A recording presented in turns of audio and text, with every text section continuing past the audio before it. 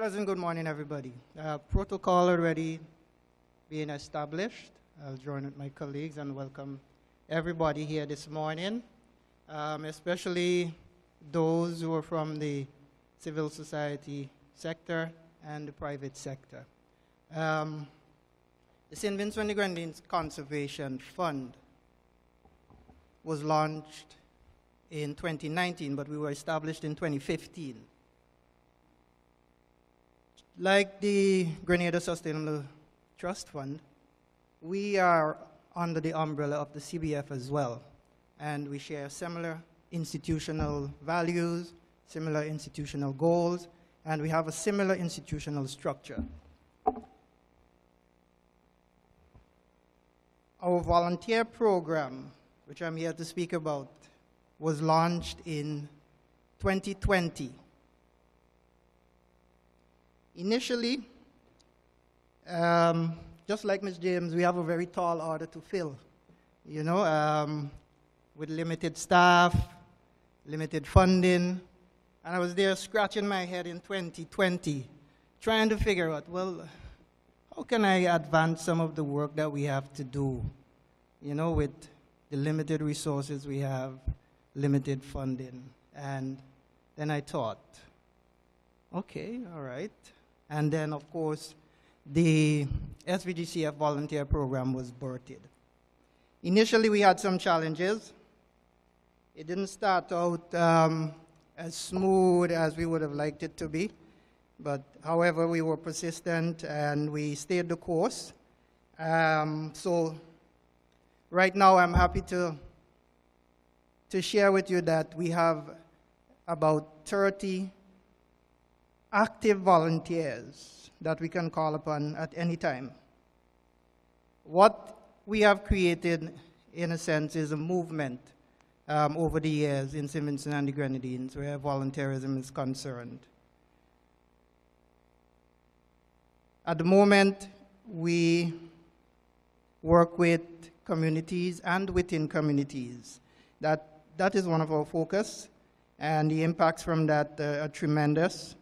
And it builds lasting relationships within communities and with people, of course, which is good for institutions like SVGCF and, of course, the Grenada Sustainable Trust Fund. The volunteer program, our volunteer program, we focus on a lot on, we do a lot of investigation, we do a lot of community engagement, and then, of course, the activities from that, cleanups, and a lot of other environmental activities.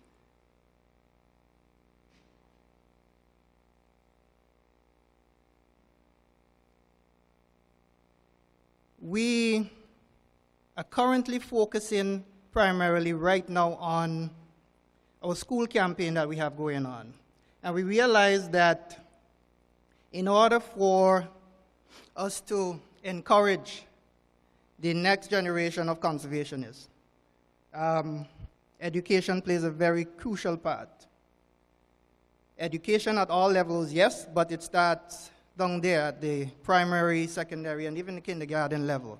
So we focus a lot right now on our school campaign, where we go into schools and we partner with government agencies like forestry, fisheries, to deliver short presentations and to speak to children about their role in conserving their natural resources, in taking care of their environment, what they can do, and how they can be a part of the grand scheme. We have seen the tremendous effect it has had on the children so far that we have been working with, and the schools that we've been working with, to the extent that in some of the schools right now they have what you call little police for the environment. So they go around and they pick up their garbage and they would tell the other kids, you shouldn't litter, you shouldn't do this, you shouldn't do that. So it's a wonderful thing when you can see that children at such a tender age, they gravitate towards positive initiatives such as these. It will stay with them for a very, very long time, and that is how you create the next generation that would be willing and able to take care of their natural resources and help preserve what they have for future generations.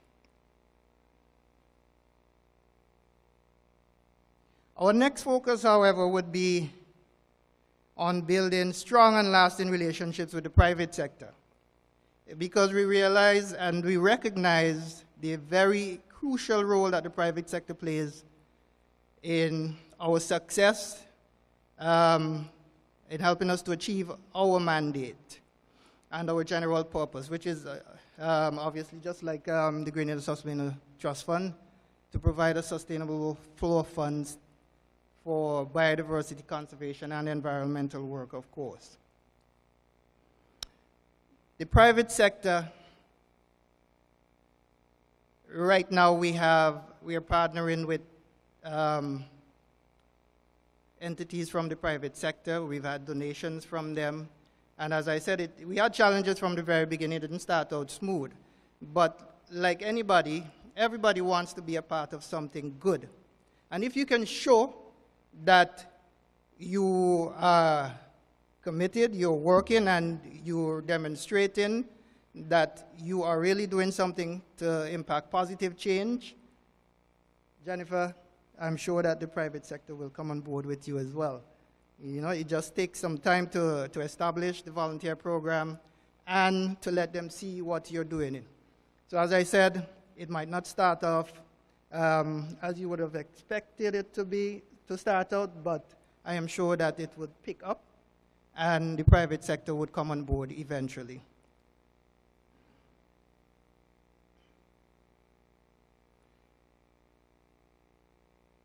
When we started our volunteer program, I was actually looking around to see, okay, is there any other conservation fund that I can learn from where volunteerism is concerned, where a volunteer program is concerned, and I couldn't find any. So I'm happy to say that St. Vincent and the Grenaddines within the region is one of the first conservation trust funds, if not the first, to implement and launch a volunteer program. And this morning I'm very happy and extremely proud of the Grenaddines Conservation Trust Fund to have adopted a volunteer program of their own and to have somewhat modeled it off of the SVG Conservation Fund volunteer program. The volunteer program, Jennifer, it's a strategic initiative that will help you tremendously with visibility, of course, and just like us, I'm pretty certain that that is one of your institutional goals, visibility nationally and internationally of the Grenaddines Sustainable Trust Fund. So your volunteer program plays a key part in helping you to achieve that visibility. And the visibility, of course, aids with getting other donors and sponsors on board to help support the work that we are all doing. How do you get this visibility? From the activities that the volunteer program would generate, and of course, utilizing technology, your social media platforms, and constantly posting those activities. That would create a lot of activity on your social media platform, and the reaches would be far and wide, of course. You would get the recognition that you're seeking. Somebody would reshare, repost your activities, and of course, you would be recognized even more, not just locally, but internationally. And that is what we have seen with our fund, the St. Vincent and Grenaddines Conservation Fund. Right now, we just passed the 1,000 likes on our Instagram page, and we're close to that with our Facebook page as well. So I know that it's just likes, you might say, but it says a lot for a fund like the St. Vincent and the Grenaddines Conservation Fund, with such limited human resources and annual activities like giving out grants for maybe 1 or 2 or 3 projects. But if you have constant activities that you can share, you will be seen as, hey, this is a fund that is doing something. Maybe it's a fund that we can work with. The private sector, of course, would be happy to support the work you're doing once you start generating those activities. What does it mean to be a volunteer? The PS would have alluded to that earlier in her remarks, so I wouldn't go too deep into that. Just to reiterate that as a volunteer, for those who might have signed up already with the Grenaddines Sustainable Trust Fund as a volunteer, you have the opportunity to grow personally and to network amongst professionals, and of course to assist the Grenaddines Sustainable Trust Fund with the work that they're doing. You'll have the opportunity as well to contribute to something positive. Positive change, positive work that can impact lives within your own community, within your country.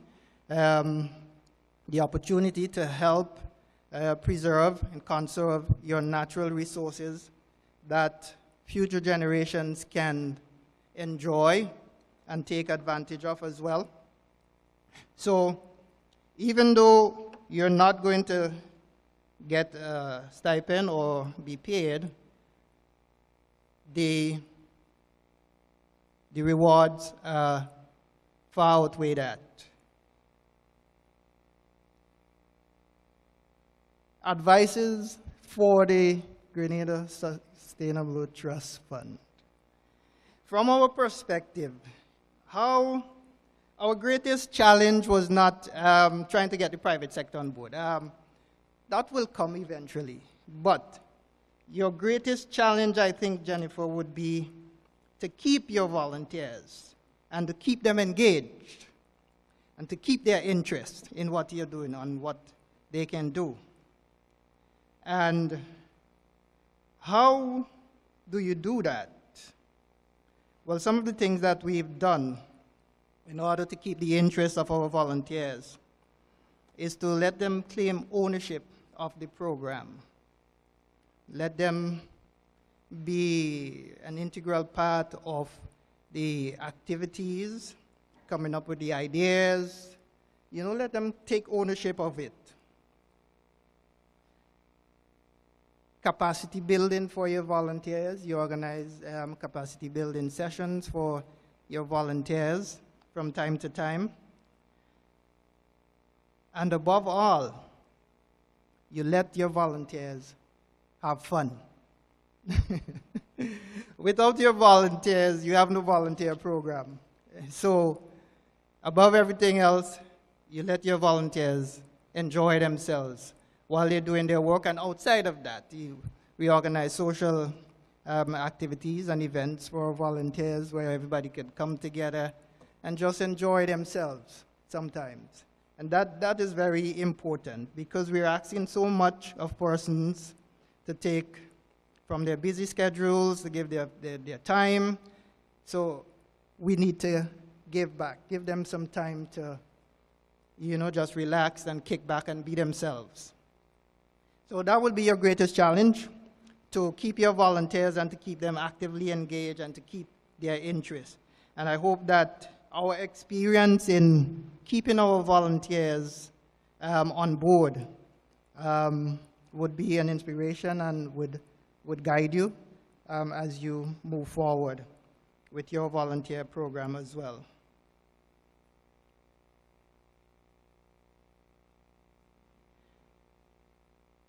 We would like to extend as well at this time to the Grenaddines Sustainable Trust Fund our commitment to be there when there is a need for any sort of advice, given that we have had our volunteer program for a much longer time than you now. So wherever there might be some advice that is needed, the St. Vincent and Grenaddines Conservation Fund would be there to assist and to offer any sort of guidance that can help you with your program and to make it even stronger or better than ours. Because the idea is, I'm happy and I'm pleased to see that you have adopted a volunteer program and that you're following, well, it's not a novel thing, but in the footsteps of the St. Vincent and the Grenaddines Conservation Trust Fund.